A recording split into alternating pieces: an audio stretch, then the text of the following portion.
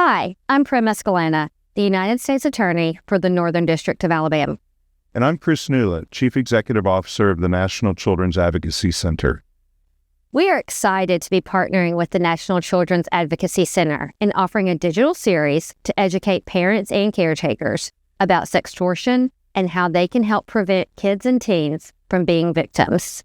Sextortion is a form of blackmail where someone manipulates a child or teen into sending them nude images or videos and then threatens to share those images with the victim's friends and family if they don't comply with the abuser's demands.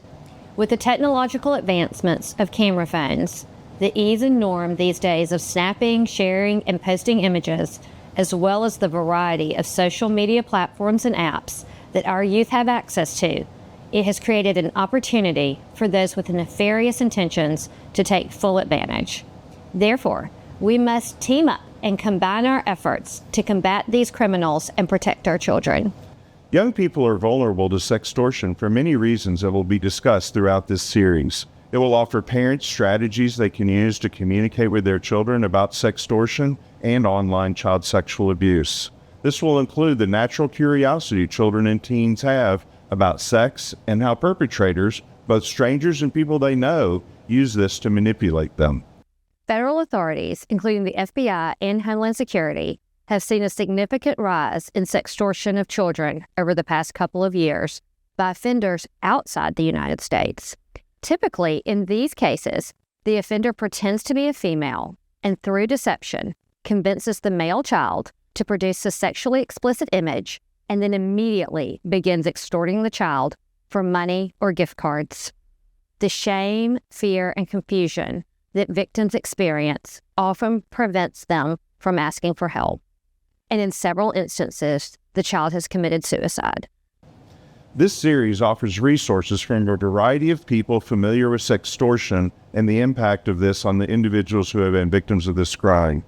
Parents will be informed who to reach out to for help if their child has potentially been affected by sextortion and/or online child sexual abuse, and we will explore potential mental health repercussions and what to do if kids need help.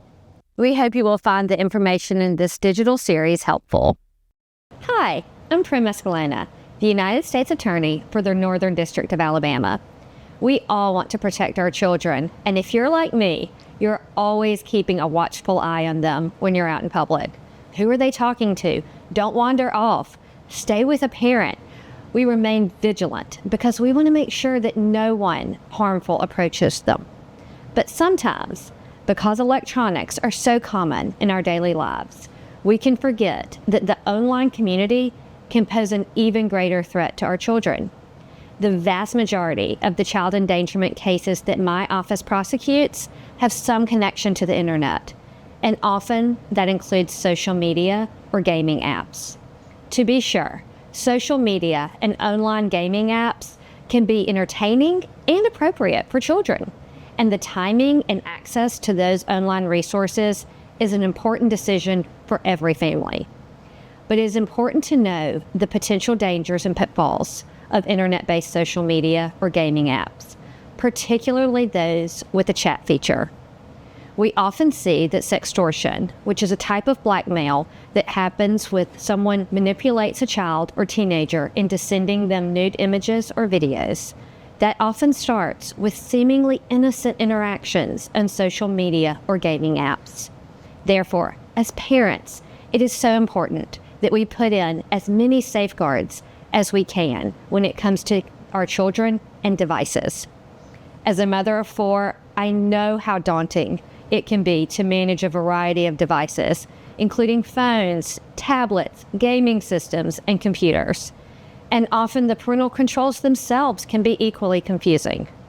So today, I'm going to give you a short overview of some of the tools that are available to help you manage and limit what our children can see and do online. First, there are certain features that you should be looking for when it comes to parental controls. One is blocking. These controls block access to specific websites, apps, or functions, such as using a device's camera or the ability to purchase things. The second kind is filtering. This will limit the certain types of content, such as adult or sexual content, and content that promotes self-harm, eating disorder, drugs, violence, gambling, racism, or terrorism. A third type are monitoring. These are filters that allow you to see your children's use of connected devices with reports on sites they visit and the apps they use. You can also set time limits, and this allows you to limit the amount of time or the time of day that your children are on their devices or particular apps. The good news is that you also have several options of where and how to put these controls in place. First, you can always use your home Wi-Fi network. Wi-Fi routers often come with software that allows parent controls to be set up across the whole family network. These rules can be set up and applied on all connected devices, including laptops, tablets, smartphones, gaming consoles, or even your smart TV. For laptop and desktop computers, you also have Microsoft Family, which provides the ability to manage a child's online activities on Windows devices.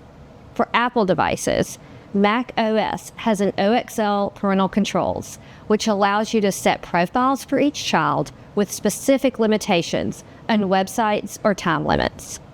Apple tablets and smartphones have built-in parental controls, and Android tablets and smartphones, they don't have the built-in controls, but they can be controlled using Google Family Link, and parents can also set up parental controls on Google Play. Commercial software is also available for purchase, but you have to install it on each device. Popular options include Bark Technologies, Circle Home Plus, and NetNanny. To find the one that is right for your family, search online using a term like family filter and compare the options. Protecting our children requires vigilance in public and online, and I'm so glad that you are looking for ways to keep your kids safe as they learn to use technology and navigate the online world.